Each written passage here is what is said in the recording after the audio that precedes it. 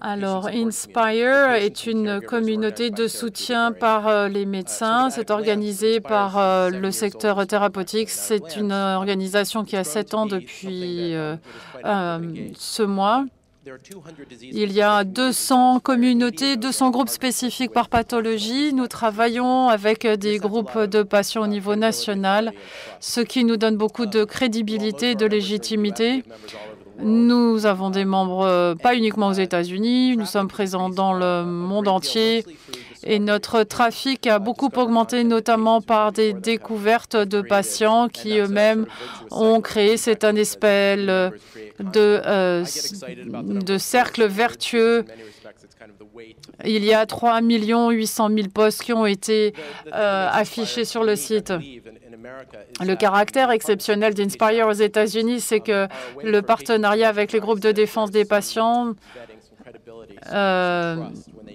sont plus confiants lorsqu'ils découvrent la légitimité de ça. Lorsque les patients ont besoin d'aide, lorsqu'on diagnostique une maladie, c'est très important.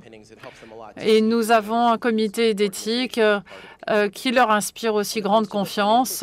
Et pour le côté financier, le côté économique, Inspire est propriétaire des accès aux membres. Et c'est important parce que les laboratoires pharmaceutiques ne veulent pas être, entre guillemets, propriétaires des groupes ou communautés de patients.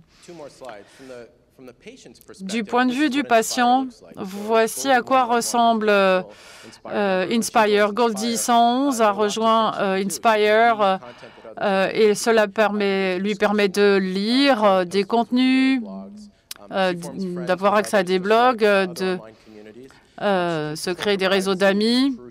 Il y a également un contrôle sur la confidentialité des données. Elle peut participer à des recherches, au recrutement d'essais cliniques et elle peut partager des informations sur sa situation. Donc, il y a des données qui sont à la fois structurées et non structurées pour cette personne. Du point de vue des labos pharmaceutiques, comment est-ce que ils nous voient? Nous donnons un accès ciblé aux populations de patients. Cela repose sur des autorisations avec un modèle éthique très robuste. Il faut que tout soit transparent. Il faut qu'il y ait une volonté, une intention absolument délibérée par le patient.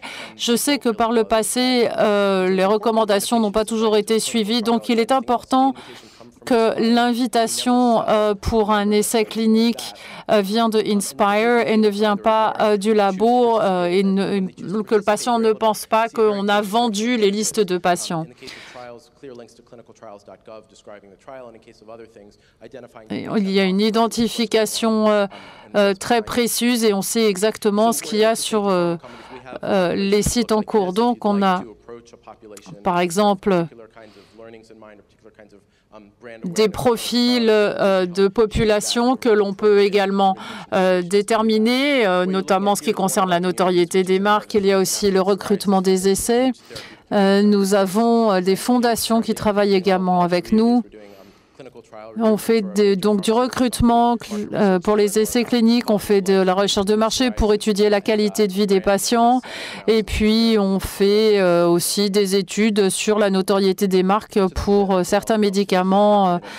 Je crois que j'ai terminé 1 minute 30 avant la fin du temps qui m'était imparti. Je vous remercie de votre attention.